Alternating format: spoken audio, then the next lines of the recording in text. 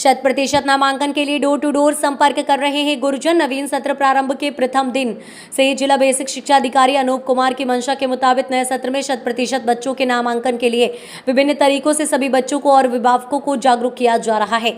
ये जानकारी देते हुए जनपदीय स्काउट शिक्षक कुलदीप सिंह ने बताया कि इस अभियान का अपेक्षा के अनुसार परिणाम परिलक्षित होने लगा है।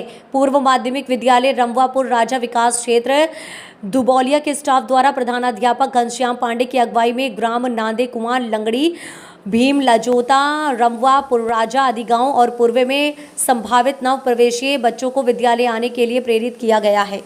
बड़ी खबर इस वक्त की 1 लाख चंदा नहीं मिलने से थानेदार हुए नाराज। व्यापार मंडल अध्यक्ष का शांति भंग में किया चालान। मंदिर निर्माण के नाम पर थानेदार ने मांगा था चंदा। थानेदार धीरेन्द्र सिंह के खिलाफ व्यापार मंडल के लोग हुए लामबंद। प्रेस कॉन्फ्रेंस कर व्यापार मंडल के अध्यक्ष ने एसपी से कार्यवाही की मांग की। पश्चिमी शरीरा थाना क्षेत्र के कस्बे का मामला। से ऊपर जी सहयोग होगा। नाम पर 1 लाख रुपए मांगा था। 1 लाख रुपए के ऊपर वो मांग रहे थे, जिसको मैंने नहीं दिया था। उसको लेकर के वो होली के दिन टारगेट करके मुझे चालान भेजे।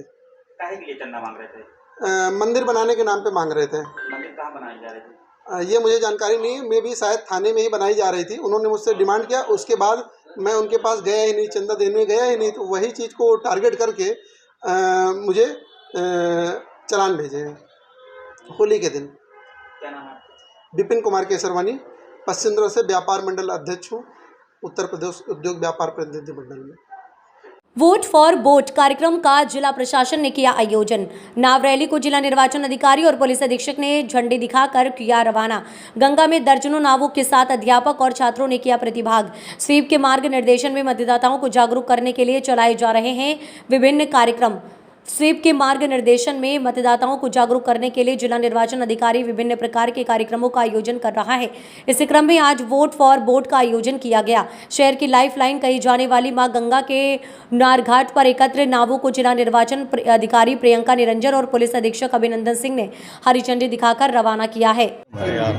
मतदाताओं को जागरूक करने के लिए क्या है कार्यक्रम? और मिर्जापुर जनपद में 7वें चरण में 1 जून को मतदान प्रस्तावित है। इसी को लेकर हमारे जनपद में समय समय पर विभिन्न मतदाता जागरूकता कार्यक्रम चलाए जा रहे हैं। स्वीप के अंतर्गत विभिन्न प्रकार की मार्च, रैलियां, रंगोली, विभिन्न प्रकार की प्रतियोगिता का आयोजन, ताकि मतदाताओं को उनके मताधिकार की महत्ता के बारे में बताया जा रहा है। और इसी क्रम में आज नारघाट से लेकर फतहा घाट तक फ्लोट फॉर वोट रैली का आयोजन किया गया है। विशेष रूप से हमारे युवा मतदाताओं को इसके माध्यम से संदेश दिया जा रहा है कि हमारी न केवल जो हमारे जल स्रोत हैं उनका संरक्षण करें, उन्हें स्वच्छ रखें, और इसके साथ ही जो मताधिकार है हमारा उसका प्रयोग करें।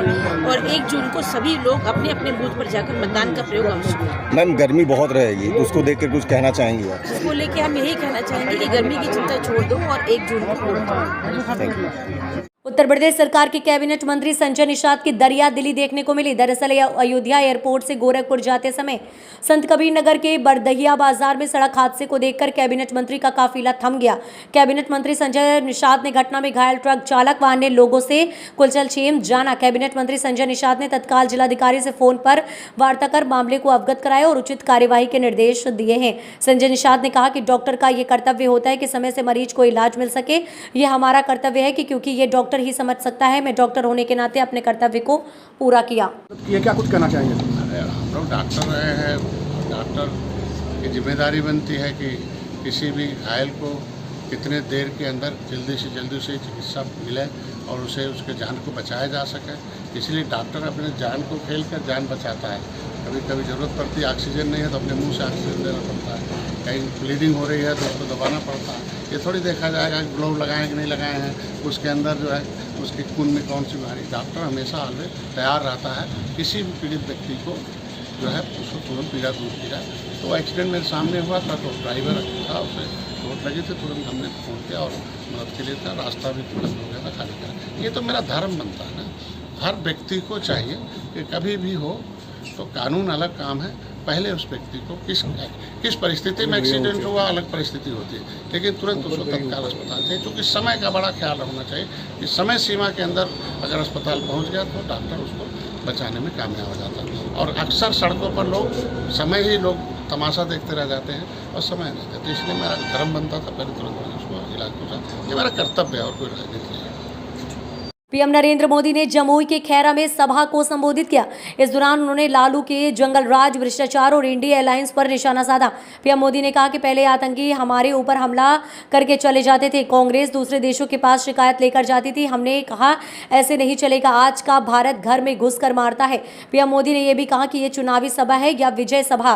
उन्होंने चिराग पासवान और जम्मू से कैंडिडेट उनके बहनोई को अपना भाई बताया। पीएम ने कांग्रेस और आरजेडी पर निशाना साधा। उन्होंने कहा कि इन पार्टियों ने देश का नाम खराब किया है। कि ज्ञान भूमि पर अपने सबके अभिनंदन करिए। मंच पर विराजमान सभी वरिष्ठ महानुभाव और विशाल संख्या में हमें आशीर्वाद देने आए हुए मेरे प्यारे भाई और बहनों, मैं इस तरफ देख रहा हूं, पूरा हुजूम का हुजूम अभी आ रहा है।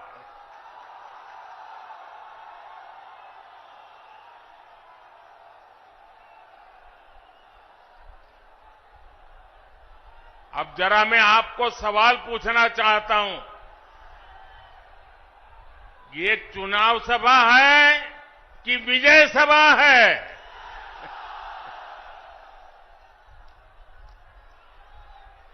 आपने कमाल करके रख दिया आज जमुई की इस खूबसूरत धरती पर उमड़ा ये जन सैलाब बता रहा है जनता का मूड क्या है। जुमई से बीजेपी और एनडीए के पक्ष में उठी ये हुंकार बिहार के साथ ही पूरे देश में गूंज रही है। जमुई, नवादा, मुंगेर, बांका के साथ साथ बिहार की सारी 40 सीटें एनडीए के खाते में देने का आप बिहार वासियों का निर्धार, मैं इस निर्धार को नमन करता हूं और इसलिए पूरा बिहार कह रहा है फिर एक बार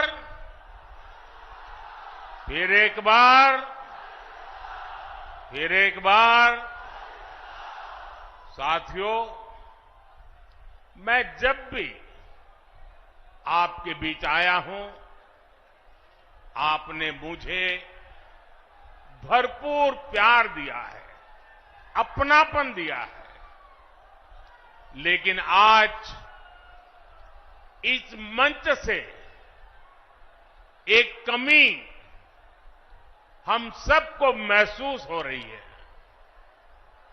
हमारे लिए ये पहला ऐसा चुनाव है जब बिहार के बेटे दलितों, वंचितों के प्रिय और मेरे परम मित्र पद्म विभूषण से सम्मानित रामविलास पासवान जी हमारे बीच नहीं है। मुझे संतोष है कि रामविलास जी के विचार को मेरा छोटा भाई चिराग पासवान पूरी गंभीरता से आगे बढ़ा रहे हैं। यूपी-एमपी की सीमाओं से जुड़े जिलों में लोकसभा चुनाव में खुराफाती तत्व विघ्न बाधा न पहुंचा पाए और चुनाव निर्विघ्न व शांतिपूर्ण संपन्न हो, इसके लिए उत्तर प्रदेश व मध्य प्रदेश के सीमावर्ती जिलों की मीटिंग झांसी कमिश्नरी सभागार में आयोजित की गई। बैठक में झांसी, कानपुर डिवीजन के सभी जिलों व मध्य प्रदेश के चंबल संभाग के जिलों के पुलिस व प्रशासनिक अधिकारियों ने सीमा से जुड़े बिंदुओं पर चर्चा की। बैठक के बाद एडीसी कानपुर रेंज आलोक सिंह ने बताया कि यूपी व एमपी की सीमाएं कई जिलों में जुड़ी हुई हैं, ऐसे में दोनों राज्यों की असामाजिक तत्व चुनाव में बाधा न डाल पाए, इसको लेकर गंभीरता से रणनीति बनाई गई है। साथ ही शराब व नकदी एक प्रदेश से दूसरे प्रदेश में जाने को रोकने पर भी जोर दिया गया। वहीं कमिश्नर झांसी ने बताया कि हर हाल में शांतिपूर्ण चुनाव कराने के लिए कार्य योजना बनाई गई है। ऑर्डर बैठक में क्या इसमें बिंदु रहे, किस प्रकार से डिस्कशन? उत्तर प्रदेश की मध्य प्रदेश के साथ एक लंबी सीमा है और ये एक इलेक्शन के जो लोकसभा के हमारे सामान्य निर्वाचन होना है, उसमें आपसी समन्वय, सूचनाओं के आदान प्रदान, त्वरित कार्रवाई, इंटेलिजेंस शेयरिंग, इस सब के ऊपर आज बहुत ही विस्तार से यहाँ पर चर्चा हुई, रणनीति बनी। और जो इससे पूर्व में भी जो मीटिंग्स हुई थी, उन मीटिंग्स में जो कार्रवाई हुई है उसकी भी समीक्षा की गई और उस समीक्षा के बाद आगे जो हमारे रणनीति है उसमें और क्या सुधार की आवश्यकता, उस पर बात की गई। मेन इसमें ये था कि जो शराब का और कुछ कैश का मूवमेंट एक जनपद से दूसरे जनपद और एक प्रदेश से दूसरे प्रदेश की तरफ होता है, उसको कैसे और सक्रियता से रोका जाए, इस पर बहुत विस्तार से चर्चा हुई और इससे आगे की और जो बातें हैं वो आपको कमिश्नर साहब बताएंगे। इसमें कितनी लोकसभा सीटें थी एमपी यूपी मिला करके, जिनके बारे में कमिश्नर साहब बताएंगे बात। उसमें कितनी लोकसभा सीटों के बारे में यूपी एमपी की टोटल चर्चा हुई और किस प्रकार से एडमिनिस्ट्रेशन जो है फ्री एंड फेयर इलेक्शन के लिए काम कर? देखिए, इस संबंध में मैं आपको अवगत कराना चाहूँगा कि हमारे मध्य प्रदेश के जितने भी सीमावर्ती जनपद हैं, जिसमें हमारा निवाड़ी है, छतरपुर है, दतिया है, इन सभी अन्य जिलों के सभी जिलाधिकारी, वरिष्ठ पुलिस अधिकारीगण यहाँ पर उपस्थित थे और हम लोगों ने इस बात पर अत्यधिक बल दिया कि जब तक हमारी सूचनाओं का आदान प्रदान हो और उन सूचनाओं के आदान प्रदान के बेसिस पे जो फील्ड पर क्रियान्वयन होना है उसको बहुत ही मजबूती से किया जाए। और जिस प्रकार से भारत निर्वाचन आयोग की मंशा है कि चुनाव बिल्कुल निर्विघ्न और सकुशल संपन्न हो, तो इस प्रकार की पूरी व्यवस्था बनाए जाने के लिए सभी अधिकारी, प्रशासनिक अधिकारियों और पुलिस अधिकारियों के मध्य में एक बेहतर समन्वय स्थापित करके राज्य के बीच में, दोनों राज्यों के बीच में इलेक्शन को बिल्कुल निर्विघ्न रूप से कराए जाने की कार्य योजना बनाई गई है। उत्तर प्रदेश में मुख्यमंत्री योगी आदित्यनाथ मथुरा लोकसभा सीट पर बीजेपी प्रत्याशी हेमा मालिनी के समर्थन में जनसभा को संबोधित करने पहुंचे। इस दौरान उन्होंने ऐलान किया कि काशी और अयोध्या के बाद अब ब्रज भूमि का विकास करना है। सीएम योगी ने कहा कि कांग्रेस, बसपा, सपा ने कभी यहाँ सुध नहीं ली। अब यहाँ की सांसद हेमा मालिनी जीती, तब उनके सुझाव पर हम लोगों ने तीर्थ स्थल घोषित करते हुए योजनाओं को आगे बढ़ाया। कृष्ण जन्मभूमि और मस्जिद विवाद पर अदालत के फैसले का इंतजार करेंगे। अयोध्या में हमने 500 साल तक इंतजार किया, लेकिन संघर्ष से कभी हटे नहीं। ये तो राम भक्तों पर गोली चलाते थे, कोई जय श्री राम का नारा लगा तो उन पर लाठी और गोली चलती थी, लेकिन आज अयोध्या जाएंगे तो आपको त्रेता युग की याद आ जाएगी। काशी अयोध्या के बाद मथुरा की बारी। सीएम योगी ने कहा कि अयोध्या में पहले मथुरा वृंदावन की तरह कुंज कलियां था, आज वहां पर हर खुशी है। मुख्यमंत्री ने पूछा, पहले की केंद्र और राज्य सरकारों ने क्यों काशी के बारे में सोचा, क्यों नहीं उन्होंने मथुरा वृंदावन के बारे में सोचा? आखिर सपा, बसपा, कांग्रेस सभी को अपने अवसर दिया था। यहाँ पर नंदगांव, गोकुल, गोवर्धन, बरसाना, मथुरा वृंदावन सभी को तीर्थ स्थल बनाने का कार्य था, ये सब भाजपा ने किया है। कांग्रेस को देश के अंदर 60 वर्ष तक शासन करने का अवसर प्राप्त हुआ था, क्यों नहीं इन्होंने काशी में काशी विश्वनाथ धाम का निर्माण कर दिया? मोदी जी तो पिछले 2 बार से ही काशी से सांसद हैं, लेकिन कांग्रेस को तो 60 वर्ष लगे थे और 60 वर्ष तक उनका प्रतिनिधित्व काशी से था। क्यों नहीं उन्होंने अपना प्रतिनिधि, और क्यों नहीं कांग्रेस की सरकारों ने, केंद्र और राज्य सरकारों ने काशी के बारे में सोचा? क्यों नहीं उन्होंने मथुरा वृंदावन के बारे में सोचा? आखिर सपा, बसपा, कांग्रेस इन सभी को आपने अवसर दिया था। यहां पे नगर निगम बनाने का काम हो, यह भी भारतीय जनता पार्टी की सरकार ने किया।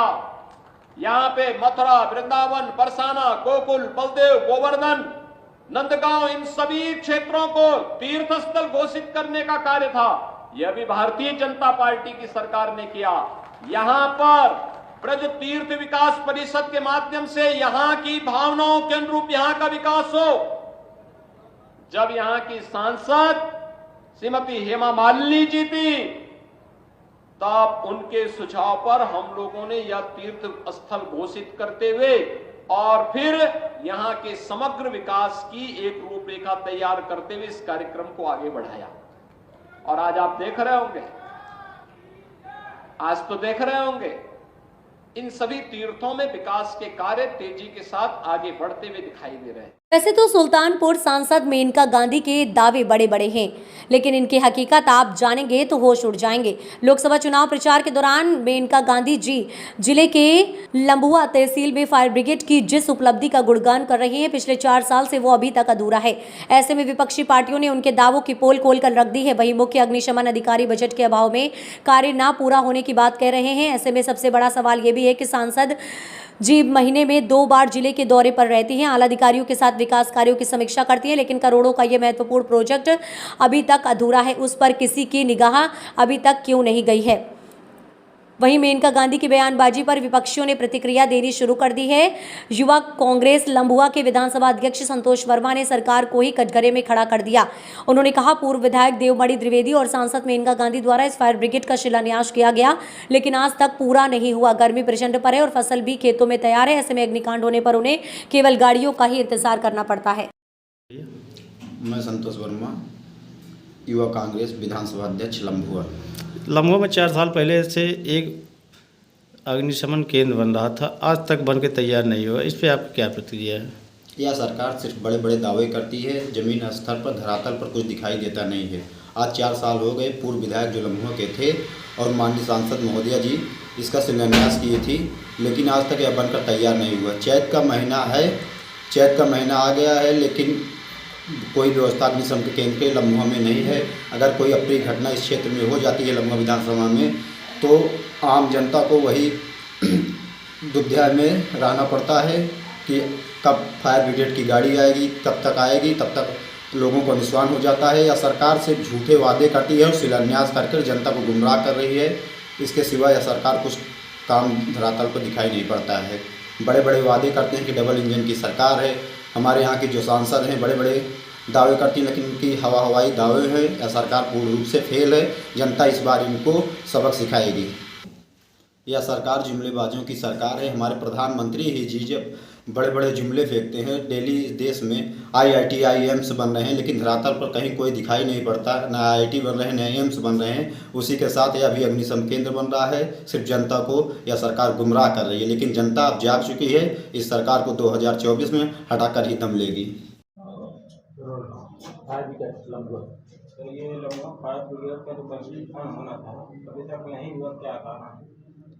इसमें ज़मीन हमारे को आवंटित हो गई थी 2010 में, लेकिन इस पर वहाँ के लोकल रहने वाले जो नज़दीक के थे, उन्होंने इस पर अपना दावा कर दिया कि ज़मीन हमारी है। उसके बाद ये केस दीवानी में चलता रहा और 16 में जाके ये केस फाइनल हुआ, जो कि फायर ब्रिगेड के हक़ में हो पाया। उसके बाद इसमें पैसा आवंटित होने में थोड़ा समय लगा और पैसा 2017 में आवंटित हुआ। इनको 8,29,99,000, लेकिन ये मिला इनको 7/10/22 में। और फिर इनको बनाने में थोड़ा समय लगा। इनको बताया गया था कि पहले आप प्रशासनिक भवन का निर्माण करें, जिससे कि हम लोग वहाँ गाड़ी खड़ी कर दें समय से। लेकिन इन्होंने क्या किया कि सब जगह इन्होंने बनाना शुरू कर दिया, एक साथ प्रशासनिक भवन भी बनाना शुरू कर दिया और निवास के लिए रेजिडेंशियल भवन भी बनाने शुरू कर दिए इन्होंने, जिसकी वजह से पूरा ये कंप्लीट नहीं हो पाया है। और पैसा अभी बता रहे हैं कि मिल नहीं पा रहा है हमारे को, इसलिए अभी इसका कार्य रुका हुआ है। लगभग कितना आवंटन होना था इसके लिए? क्या सूट के लिए किए थे? कितने पैसे सूट के लिए किया?